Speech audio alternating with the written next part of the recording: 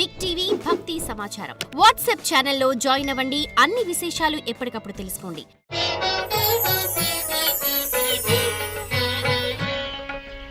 జై వీరబ్రహ్మ జై గోవిందమాంబ జై.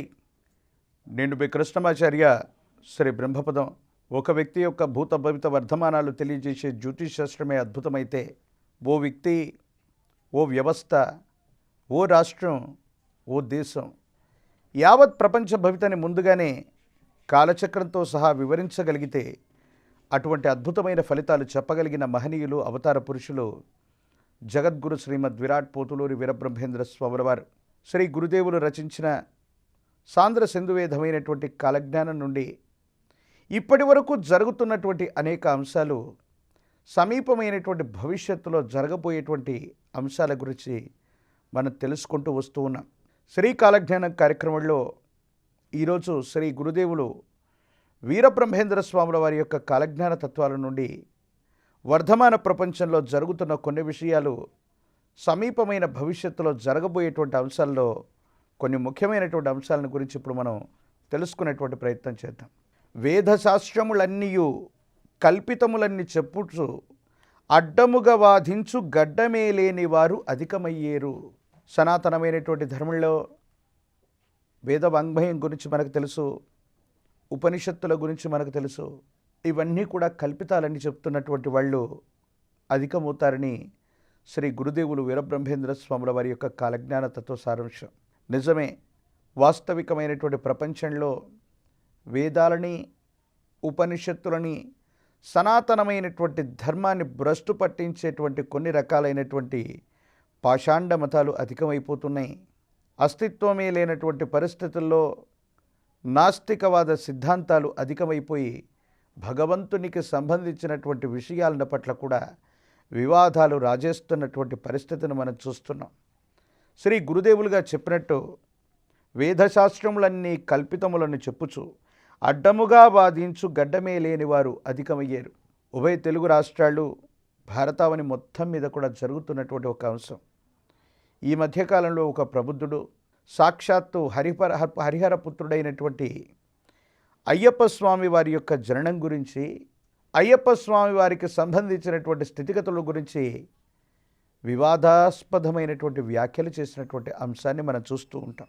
కొంతమంది వ్యక్తులు సనాతనమైనటువంటి ధర్మం గురించి, వేదం గురించి, ఉపనిషత్తుల గురించి పనిగట్టుకుని మరి విష ప్రచారాలు చేస్తున్నటువంటి సంస్కృతిని కూడా మనం చూస్తూ ఉన్నాం.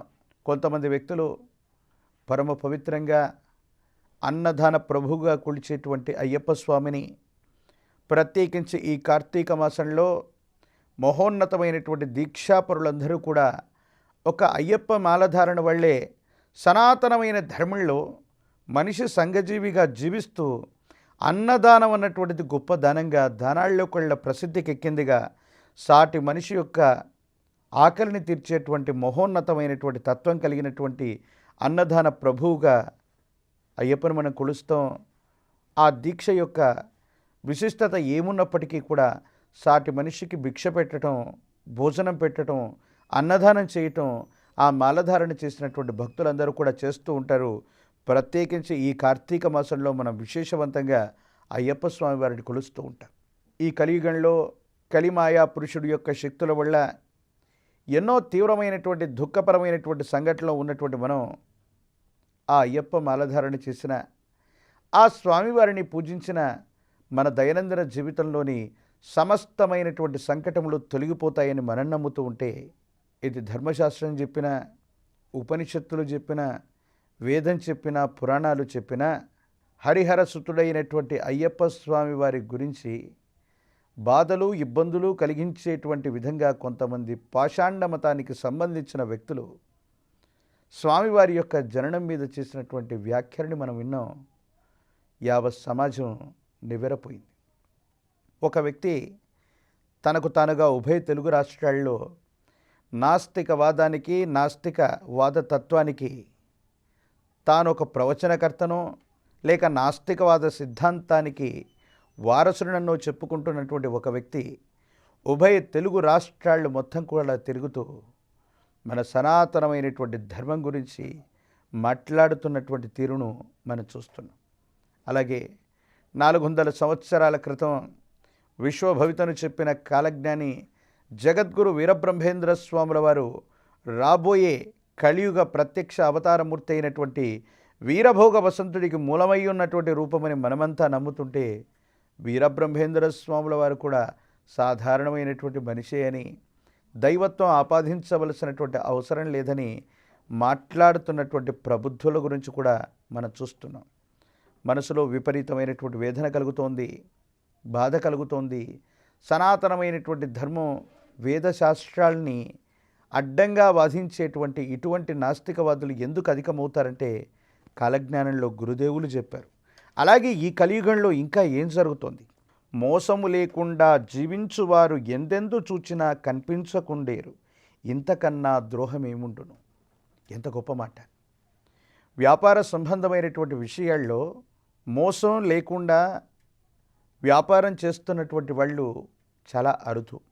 కానీ గురుదేవులు చెప్పినటువంటిది కేవలం వ్యాపార సంబంధమైనటువంటి స్థితే కాదు, కుటుంబపరమైన అంశాలు, వ్యక్తిగతమైనటువంటి జీవితం, ప్రతి విషయంలో కూడా ఒకరినొకరు మోసగించుకొని మాత్రమే జీవితాన్ని కొనసాగిస్తారన్నటువంటిది గురుదేవుల యొక్క కాలజ్ఞాన తత్వం. తండ్రిని కొడుకు, కొడుకును తండ్రి కూడా మోసపుచ్చుకునేదరయ్యా, ఇంతకన్నా పాపమేముంది? కుటుంబానికి సంబంధించినటువంటి పరిస్థితుల్లో తండ్రి, కొడుకు, భార్య, భర్త, కుటుంబపరమైనటువంటి జీవితం నమ్మకం, విశ్వాసాలతో కూడినటువంటిది. సనాతనమైనటువంటి భారతదేశంలో ఆర్షధర్మం అనుకోండి, సనాతనమైనటువంటి ధర్మం అనుకోండి, ఇంకా భారతదేశానికి కొన్ని విలువలు ఉన్నాయంటే ఈ కుటుంబపరమైనటువంటి కొన్ని రకాలైన కట్టుబాట్లు, సంప్రదాయాలు మన భారతావనిలో మాత్రమే ఉంటాయి. కానీ గురుదేవులు వీరబ్రహ్మేంద్ర స్వాముల వారు కాలజ్ఞానంలో చెప్పినటువంటి ఒక అద్భుతమైనటువంటి మాట ఏంటంటే, మోసాలు అధికమవుతాయి. మనిషి మనుగడ సాగించాలంటే ఒకరినొకరు మోసగించుకునేటువంటి ప్రవర్ధన తీరే మనిషి యొక్క జీవన విధానంగా ఈ కలియుగంలో ఉండబోతుంది.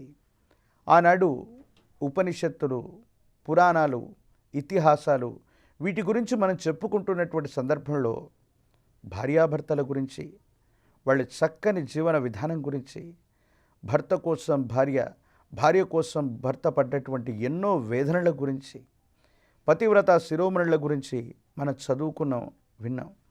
కానీ కలికాలంలో ఆ పరిస్థితులు కనిపించవేమో. కనీసం కుటుంబ వ్యవస్థలో కూడా తండ్రిని మోసగించే తనయుడు, తనయుణ్ణి మోసగించే తండ్రి, భార్యను మోసగించే భర్త, భర్తను మోసగించేటువంటి స్త్రీలు, ఇలాంటి పరిస్థితుల్లో ఈ కలియుగం ఉంటుందన్నటువంటిది గురుదేవులు వీరబ్రహ్మేంద్ర స్వాముల వారు కాలజ్ఞానంలో చెప్పిన మాట. ఎందుకంటే గురుదేవుల యొక్క కాలజ్ఞానంలో కాదు, కాళికాంబ సప్తసతిలోనే కాదు, కుటుంబపరమైనటువంటి విషయాలు, సమాజం గురించి గురుదేవులు చాలా గొప్పగా చెప్తూ ఉంటారు. నీ తల్లి పార్వతి, నీ తండ్రి శంకరుడు, ఆలి మహాశక్తి అంశంబుర, నీ కన్న బిడ్డలే గణపతాంశంబు తెలియ, అట్టి వారి మెప్పు పొందాలిరా అంటారు. మనకు తల్లిదండ్రులు సాక్షాత్తు పార్వతీ పరమేశ్వర స్వరూపాలుగా మనం భావన చేయాలి. భార్యకు భర్త, భర్తకు భార్య, భార్య అనుకోవాలంటే భర్త సాక్షాత్తు పరమేశ్వరుడని, ప్రతి భర్త అనుకోవాలంట తన యొక్క ధర్మపత్ని సాక్షాత్తు ఆ జగన్మాత అంబికా స్వరూపమని. మన కన్నబిడ్డలే గణపతి, కార్తికేయుడు, వీళ్ళ యొక్క ఆలన పాలన చూడకుండా మన జీవితంలో కష్టాలు వచ్చాయని, సమస్యలు వచ్చాయని అనునిత్యం శివాలయానికో రామాలయానికో వెళ్ళి ప్రదక్షిణ చేసినటువంటి మాత్రం చేత నీ కష్టాలు తొలగిపోవు, మోక్షము రాదు. ముందు వీళ్ళ యొక్క ఆలన పాలన చూడమని గురుదేవులు అనేక సందర్భాల్లో కుటుంబ వ్యవస్థ గురించి గొప్పగా చెబుతూ ఉంటారు.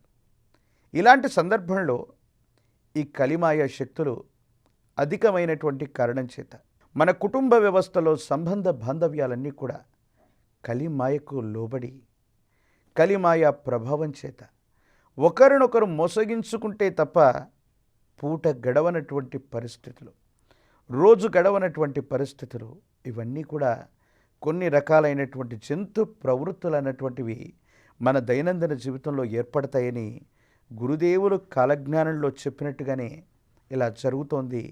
ఇది మానసికంగా మనందరం కూడా సంఘర్షణ చెందేటువంటి పరిస్థితి. ఎందుకంటే కుటుంబ వ్యవస్థకి మూలమై ఉన్నటువంటిది ఈ భారతావని. చక్కగా భార్యాభర్త, కుటుంబం, తల్లిదండ్రులు, ఇలాగా వంశము, పేరు, కులగోత్రాలు ఇవన్నీ కలిసి ఉన్నటువంటి గొప్ప వ్యవస్థ మన ఆర్షధర్మంలో ఉంది. సనాతనమైన భారతీయ సంపదగా కూడా దీన్ని మనం భావన చేస్తూ ఉంటాం. దానికి ప్రతికూలవంతమైనటువంటి పరిస్థితుల్లో ఇలాంటి సందర్భాలు ఏర్పడ్డప్పుడు ఈ కలిమాయ పురుషుడి వల్ల కుటుంబ వ్యవస్థలన్నీ కూడా విచ్ఛిన్నమైపోతున్నటువంటి పరిస్థితులు కొనసాగిస్తూ ఉంటాం. కాబట్టి కుటుంబ వ్యవస్థలో భార్యాభర్తలు, తండ్రి కొడుకు ఒకరినొకరు మోసగించుకుంటే తప్ప జీవనాన్ని, మనుగడని సాగించలేనటువంటి తత్వాన్ని గురించి గురుదేవులు చెప్పారు. ఆనాడు తండ్రి మాట జవదాటని తనయుడు శ్రీరామచంద్ర ప్రభుల వారు ఉదయాన్నే పట్టాభిషేకానికి సన్నద్ధమవుతున్నటువంటి వేళ తండ్రి మాట కోసం అటువంటి అయోధ్యాపురికి చక్రవర్తి అయ్యేటువంటి సందర్భం నుంచి తండ్రి మాట జవదాటకుండా అడవులకు వెళ్ళిపోయిన గొప్ప తనయుడి గురించి మనం చూస్తాం. భర్తకు చూపు లేకపోతే, తనకు కంటి చూపు ఉన్నప్పటికీ కూడా భర్తకు లేనటువంటి చూపు తనకెందుకని ధృతరాష్ట్రుడిని చూసి ఇక గాంధారి జీవితంలో మళ్ళీ తనకు కూడా కంటి చూపు వడదని కళ్ళగంతలు కట్టుకొని జీవిత పర్యంతం భర్తకు లేనటువంటి ఆ నయనాలు లేదా ఆ దృశ్యమాలిక లేదా తనకు చూపు తనకు కూడా అవసరం లేదనుకొని జీవిత పర్యంతం కూడా తాను కూడా కళ్ళకు గంతలు కట్టుకున్నటువంటి మహోన్నతమైనటువంటి సందర్భం గురించి మనకు తెలుసు. అటువంటి మహనీయులు, పురాణ పురుషులు, మన పూర్వీకులు వాళ్ళ జీవితంలో ఎన్నో త్యాగాలు చేస్తే వాళ్ళ గురించి ఈరోజు వింటున్నాం, మాట్లాడుకుంటున్నాం. వాళ్ళ యొక్క జీవితం అన్నటువంటిది మనకు ఆదర్శప్రాయంగా మారింది. ఒకానొక సందర్భంలో సత్యమే తప్ప అసత్యం ఎరుగనటువంటి హరిశ్చంద్రుల వారు కుమారుణ్ణి, భార్యని వీళ్ళందరినీ కోల్పోతున్నటువంటి సందర్భంలో ధర్మం తప్పనటువంటి స్థితిగతుల్లో తన యొక్క జీవన గమనం ఎట్లా గడిచిందో చూస్తే కళ్ళెమ్మటి నీళ్లు రానటువంటి పరిస్థితులు ఉంటాయి. కానీ ఈ కలియుగంలో చిన్న చిన్న విషయాలకి ఒకరినొకరు మోసగించుకుంటున్నటువంటి పరిస్థితులు ఈ కలిమాయ పురుషుడి యొక్క విలయ తాండవంగానే మనం చూడాలి. ఇది మన అధర్మానికి పరాకాష్ఠ అవుతుంది. అనైతికతకి, మన యొక్క ప్రవర్ధనకి ఇదంతా కూడా కారణమయ్యేటువంటి అవకాశం ఉందని గురుదేవులు చెప్పారు. శ్రీ కాలజ్ఞానంలో, సాంద్ర సింధువేదంలో కుటుంబ వ్యవస్థకు సంబంధించిన ఎన్నో ధర్మాలు చెబుతూ మోసగించుకునేటువంటి స్వభావాలు ఉన్నటువంటి కుటుంబంలో, మోసగించుకొని బ్రతికేటువంటి జీవన గమనంలో మన జీవితం అన్నటువంటిది నరకప్రాయమవుతుందని గురుదేవులు చెప్పినట్టుగానే ఎన్నో కుటుంబాలు, ఎన్నో జీవితాలు ఈనాడు ఇబ్బంది పడుతున్నాయి. ఆర్షధర్మంలో, సనాతనమైనటువంటి ధర్మంలో, కుటుంబ వ్యవస్థలో విచ్ఛిన్నమైపోతున్నటువంటి పరిస్థితుల గురించి కూడా మనం చూస్తూ ఉన్నాం. అలాగే మరో సందర్భంలో శ్రీ గురుదేవులు వీరబ్రహ్మేంద్ర స్వాముల వారి కాలజ్ఞానంలో చెప్పినటువంటి మరొక మాట, ధర్మశాస్త్రాలన్నీయూ బూజు పట్టేను, న్యాయశాస్త్రాలన్నీయూ చెదలు పట్టేను. నిజంగానే ధర్మాన్ని ఆచరించమని చెబితే ఆ ధర్మాలు ఆచరించనటువంటి పరిస్థితులు ఉన్నాయి. నిజమైన ప్రజల చేత ప్రజల కొరకు ఎన్నుకోబడ్డటువంటి ఈ ప్రజాస్వామ్య వ్యవస్థలో న్యాయశాస్త్రాలన్న, న్యాయస్థానాలన్న మనకు చాలా గౌరవం ఉంటుంది. అక్కడికి వెళితే మనకు న్యాయం జరుగుతుందనిపిస్తుంది. కానీ చాలా సందర్భాల్లో నేరాలు, ఘోరాలు చేసినటువంటి వ్యక్తులందరూ కూడా న్యాయస్థానానికి వెళ్ళి నిర్దోషులుగా బయటికి వస్తున్నటువంటి దాఖలాల్ని మనం చూస్తున్నాం. చాలామంది శిక్ష నుండి తప్పించుకుంటున్నటువంటి వాళ్ళని గురించి కూడా మనం చూస్తున్నాం. నిజంగా చట్టపరంగా శిక్షించవలసినటువంటి పరిస్థితులు ఉన్నప్పటికీ కూడా కొంతమంది చట్టం నుండి పారిపోతున్నారేమో. వేల కోట్లు, లక్షల కోట్లాది రూపాయల ప్రజాధనాన్ని బ్యాంకుల నుండి రుణంగా పొందినటువంటి వ్యక్తులు కొంతమంది ఆ రుణాలని తిరిగి వాళ్ళకి తిరిగి చెల్లించకుండా విదేశాలకు పారిపోతూ ఉంటే వాళ్ళని ఏమీ చేయలేనటువంటి చట్టాలని, న్యాయ వ్యవస్థల్ని మనం చూస్తాం. కానీ 50,000 రూపాయలు, 1,00,000 రూపాయలు పంట నష్టం వచ్చిందని ఆ రుణాన్ని తీర్చివేయలేనటువంటి రైతన్న గురించి బ్యాంకు వాళ్ళు, ఆర్థిక సంస్థలు తీవ్రమైనటువంటి ఇబ్బందులు పెడుతున్నటువంటి దాఖలాలు మనం చూస్తున్నాం. మరి న్యాయ వ్యవస్థలు అన్నటువంటివి ఇద్దరికీ ఒకే రకంగా వాళ్ళకు సంబంధించిన శిక్షల్ని అమలు చేస్తున్నాయి అంటే ఆలోచించవలసినటువంటి పరిస్థితి. ఎందుకు ఈ విధమైనటువంటి పరిస్థితులన్నీ సమకాలీన వర్ధమాన ప్రపంచంలో ఇలాగ అవుతున్నాయంటే, కలియుగంలో 5,000 గడిచినటువంటి మీదట పంచాంగములు పనికి మారిన వైపోవు, నవగ్రహంబుల నడక మారేనన్నటువంటి గురుదేవుల యొక్క వాక్కు కూడా మనందరికీ కూడా తెలిసింది. ఈ కలియుగంలో 5,000 గడిచినటువంటి మీదట ఈ నవగ్రహాల యొక్క నడక మారడమే కాదు, ఇలాంటి విపత్కరమైనటువంటి పరిస్థితులన్నీ ఎందుకు వస్తాయంటే కలిమాయా శక్తి అధికమవుతుంది. ఈ కలిమాయా పురుషుడి వల్ల జరగకూడనటువంటి ఇటువంటి పరిస్థితులన్నీ కూడా అధికమైపోతాయి. మానవత్వ విలువలతో కూడినటువంటి ఒక మనిషి ఆ మానవత్వాన్ని కూడా మరచిపోయి రాక్షసతత్వంతో ప్రవర్తించేటువంటి పరిస్థితుల వల్లే శాంతిని కోల్పోతున్నాం, సమానత్వాన్ని కోల్పోతున్నాం, రాక్షస ప్రవృత్తిలోకి వెళ్ళిపోతున్నాం. భగవంతుడి స్వరూపంగా భాసిల్లగలిగినటువంటి మానవుడే మాధవుడుగా మారగలిగినటువంటి పరిస్థితి నుండి మానవుడే దానవుడిగా మారుతున్నటువంటి పరిస్థితిని కూడా మనం చూస్తున్నాం.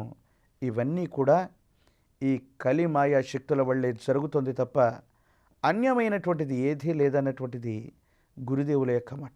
ఎందుకంటే ఈనాడు రాష్ట్ర ప్రభుత్వాలు అవ్వచ్చు, కేంద్రానికి సంబంధించినటువంటి ప్రభుత్వాలు అవ్వచ్చు, అమాత్యులు, మంత్రులు, ముఖ్యమంత్రులు, తత్సమానమైనటువంటి వ్యక్తులందరూ కూడా ఎన్నో రకాలైనటువంటి స్కాములు, కుంభకోణాలు చేస్తే వాళ్ళ మీద న్యాయపరమైనటువంటి విచారణకు వెళితే న్యాయస్థానాలను కూడా వాళ్లకున్నటువంటి అధికార బలం చేత, వాళ్లకున్నటువంటి విశేషవంతమైన పలుకుబడి చేత న్యాయస్థానాలని కూడా కప్పిపుచ్చేటువంటి పరిస్థితుల్లో ఉన్నాయి. నిజంగా గురుదేవులు కాలజ్ఞానంలో చెప్పినట్టుగా చట్టమన్నా న్యాయమన్నా భారతావరణలో అందరికీ కూడా నమ్మకం, విశ్వాసం ఉంది.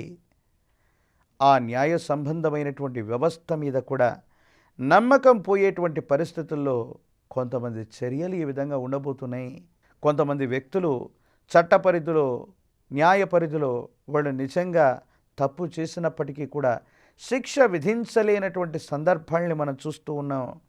వాళ్ళకున్నటువంటి అధికార దర్పం చేత వాళ్ళు అక్కడి నుండి వెళ్ళిపోతున్నారు. న్యాయశాస్త్రం నిజంగా బూజు పట్టిందా అంటే ఇప్పటి వరకు ఎన్నో కేసుల్లో మనం చూసాం. ఆర్థిక నేరాలు చేసినటువంటి నీరవ్ మోడీ లాంటి వాళ్ళు, మరికొందరు దేశాన్ని దాటి పారిపోతున్నటువంటి సంఘటనలు చూస్తున్నాం. ఆర్థిక నేరాలు చేస్తున్నటువంటి వ్యక్తులని మనం చూస్తున్నాం. ఈ కలియుగంలో గురుదేవులు చెప్పినట్టుగా సమీపమైనటువంటి భవిష్యత్తులో మరిన్ని నేరాలు పెరగబోతున్నాయి. అత్యున్నత స్థాయిలో ఉన్నటువంటి వ్యక్తులు న్యాయపరమైనటువంటి వ్యవస్థ అవ్వచ్చు, చట్టపరమైనటువంటి అంశాల్లో మరికొన్ని నేరాలు చేస్తారు. ముఖ్యమంత్రులు, అమాత్యులు, తత్సమానమైనటువంటి స్థితిగతుల్లో ఉన్నటువంటి వ్యక్తులు చేసినటువంటి నేరాలు కూడా బహిరంగంగా అందరికీ తెలిసినప్పటికీ కూడా చట్ట పరిధిలో న్యాయశాస్త్రాలు, న్యాయవాదులు లేదా న్యాయస్థానాలు కూడా ఇది జరిగింది అని శిక్ష విధించలేనటువంటి పరిస్థితి జరగబోతుందేమోనన్నటువంటిది గురుదేవుల యొక్క కాలజ్ఞాన వాక్యం. నిజంగా న్యాయ వ్యవస్థలు మరింతగా ఇటువంటి వాళ్ళని శిక్షించాల్సింది పోయి రక్షించవలసినటువంటి పరిస్థితి ఏర్పడుతుందేమోనన్నటువంటిది కాలజ్ఞానంలో గురుదేవులు చెప్పినటువంటి గొప్ప మాట.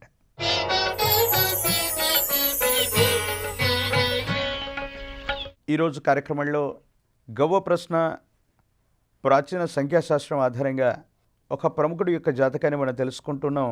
ప్రతి కార్యక్రమంలో కూడా ఈరోజు ఆంధ్రప్రదేశ్ రాష్ట్రానికి సంబంధించి నారా చంద్రబాబు నాయుడు గారి యొక్క తనయుడు, ప్రస్తుత మంత్రివర్యులు శ్రీ నారా లోకేష్ గారు వారి సమీపమైనటువంటి భవిష్యత్తు ఎలా ఉండబోతుందన్నటువంటి విషయం గురించి మనందరి మనసులో కూడా ఆలోచనలు ఉన్నాయి. సమీపమైనటువంటి భవిష్యత్తులో శ్రీ నారా లోకేష్ గారి యొక్క భవితవ్యం ఏ విధంగా ఉండబోతుంది? ఎందుకంటే యువగలం పాదయాత్ర ద్వారా తెలుగుదేశం పార్టీకి పునర్వైభవాన్ని తీసుకురావటమే కాదు, అధికారయుక్తమైనటువంటి స్థానంలో ఈరోజు అక్కడ తెలుగుదేశం ప్రభుత్వం అన్నటువంటిది ఆంధ్రప్రదేశ్లో అధికారంలో ఉంది అంటే దాని వెనుక నారా లోకేష్ గారి యొక్క కృషి ఎంతో ఉంది. మరి నారా లోకేష్ గారు సమీపమైన భవిష్యత్తులో ముఖ్యమంత్రి పీఠాన్ని ఎక్కే అవకాశం ఉందా? వారి యొక్క జాతకంలో ముఖ్యమంత్రి లేదా తత్సమానమైనటువంటి స్థితి లేదా తెలుగుదేశం పార్టీకి చంద్రబాబు నాయుడు గారి తర్వాత దిశానిర్దేశం అవ్వబోతున్నారా? ఈ విషయాన్ని గురించి ఈరోజు మనం తెలుసుకునేటువంటి ప్రయత్నం చేద్దాం. సాధారణంగా ప్రశ్నాశాస్త్రంలో ఏదైనా ప్రశ్న వేసే ముందు మళ్ళీ నేను చెప్తూ ఉంటాను. ఇప్పుడు నేను ప్రశ్న వేసేటువంటి సందర్భంలో రాహు సంబంధమైనటువంటి సంఖ్య 4, కేతు సంబంధమైనటువంటి సంఖ్య 7 కొన్ని ప్రత్యేకమైనటువంటి ఫలితాలను ఇస్తాయి.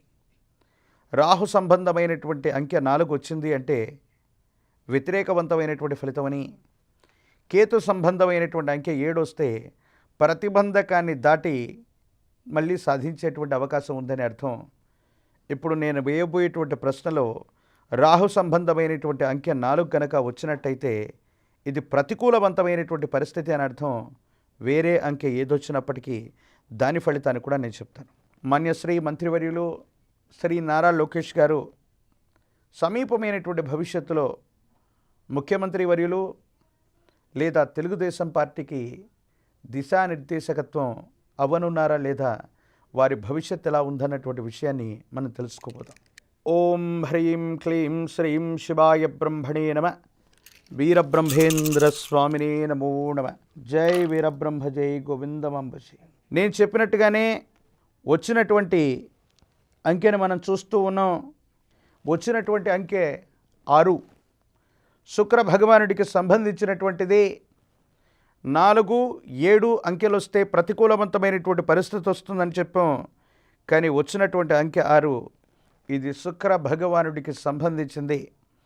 ఓ స్త్రీ సంబంధమైనటువంటి వ్యక్తి వీరి వెనుక విశేషవంతమైనటువంటి అనుకూలవంతమైనటువంటి శక్తిగా ఒక ముఖ్య పాత్ర వహించటం వల్ల సమీపమైన భవిష్యత్తులో నారా లోకేష్ గారు ముఖ్యమంత్రి, తత్సమానమైనటువంటి స్థితి లేదా పార్టీకి దిశానిర్దేశకత్వం వహించేటువంటి అవకాశాలు ఉన్నాయి. ఈయన వెనక కానీ ఈయనతో పాటు కానీ ఒక స్త్రీ సంబంధమైనటువంటి వ్యక్తి ఈ ముఖ్యమైనటువంటి విషయంలో వీరికి తోడ్పాటును అందించేటువంటి అవకాశం ఉంది. నారా చంద్రబాబు నాయుడు గారు 4 దశాబ్దాలుగా ఉభయ తెలుగు రాష్ట్రాల వచ్చు ఉమ్మడి ఆంధ్రప్రదేశ్కి ముఖ్యమంత్రి వర్యులుగా ఉన్నటువంటి పరిస్థితుల నుండి నేటి వరకు కూడా ఎన్నో అధునాతనమైనటువంటి పరిస్థితుల్ని, సమీప భవిష్యత్తుని అంటే 20-30 సంవత్సరాల తర్వాత రాబోయేటువంటి భవిష్యత్తుని కూడా వారు ముందుగానే ఊహించి మనమంతా ఇంత సౌకర్యవంతంగా, ఇంత ఆనందకరమైనటువంటి జీవితాన్ని గడపడానికి వారు కారణమవుతూ ఉంటారు. అలాంటి పరిస్థితుల్లోనే నారా లోకేష్ గారు తెలుగుదేశం పార్టీ కావచ్చు, ప్రత్యేకించి ఆంధ్రప్రదేశ్కు సమీపమైనటువంటి భవిష్యత్తులో ముఖ్యమంత్రి తత్సమానమైనటువంటి స్థితిగతిని సాధించడానికి, ఆ పదవిలో కూర్చోటానికి ఒక స్త్రీ సంబంధమైన వ్యక్తి యొక్క సహాయం వల్ల ఇది జరుగుతుంది. వారెవరైనా కావచ్చు, బహుశా వారి ధర్మపత్ని అయినటువంటి నారా బ్రాహ్మణి గారు అవ్వచ్చు, లేదా పార్టీలో ఉన్నటువంటి ఇతర వ్యక్తులు అవ్వచ్చు, కుటుంబానికి సంబంధించినటువంటి వేరే వ్యక్తి యొక్క సహాయ సహకారాలు కూడా అయి ఉండొచ్చు. స్త్రీ సంబంధమైనటువంటి వ్యక్తి సహాయ సహకారాల వల్ల నారా లోకేష్ గారి యొక్క జీవన గమనంలో తప్పనిసరిగా ముఖ్యమంత్రి తత్సమానమైనటువంటి స్థితిని అధిరోహించగలిగినటువంటి అవకాశాలు వారి జాతకంలో పుష్కలంగా కనబడుతున్నాయి. తెలుగుదేశం పార్టీకి దిశానిర్దేశకత్వంగా కూడా సమీపమైన భవిష్యత్తులో వారు మారనున్నారేమో. ఎందుకంటే ఇదివరకే మనం గత కార్యక్రమాల్లో ఇదే శ్రీకాలజ్ఞానంలో మనం చెప్పుకున్నాం. మాన్యశ్రీ ముఖ్యమంత్రి వర్యులు శ్రీ నారా చంద్రబాబు నాయుడు గారి యొక్క భవితవ్యం సమీపమైన భవిష్యత్తులో చోటు చేసుకోబోయేటువంటి కొన్ని రకాలైనటువంటి పరిణామాలు, వారి యొక్క ఆరోగ్యపరమైనటువంటి అంశాలు, వీటికి సంబంధించినటువంటి స్థితిగతి గురించి మనం చెప్పుకోను. నారా లోకేష్ గారి యొక్క జాతకం అద్భుతంగా ఉంది. వారి యొక్క నక్షత్ర సంబంధమైనటువంటి పరిస్థితి అవ్వచ్చు, గోచార పరిస్థితులు అవ్వచ్చు, సంఖ్యాశాస్త్రం, ప్రశ్నాశాస్త్రాన్ని అనుసరించి చూస్తే తప్పనిసరిగా అమాత్యులు లేదా ముఖ్యమంత్రి తత్సమానమైనటువంటి అత్యున్నతమైనటువంటి స్థితిగతిని ఓ స్త్రీ సంబంధమైనటువంటి వ్యక్తి యొక్క సహాయ సహకారాల చేత వారు అందుకోబోతున్నారు అన్నటువంటిది ప్రశ్నాశాస్త్రం మరియు సంఖ్యాశాస్త్రం ఆధారంగా వచ్చినటువంటి ఫలితం. మళ్ళీ వచ్చే కార్యక్రమంలో మళ్ళీ కలుద్దాం. అంతవరకు స్వస్తి. జై వీరబ్రహ్మ, జై గోవిందమాంబజీ.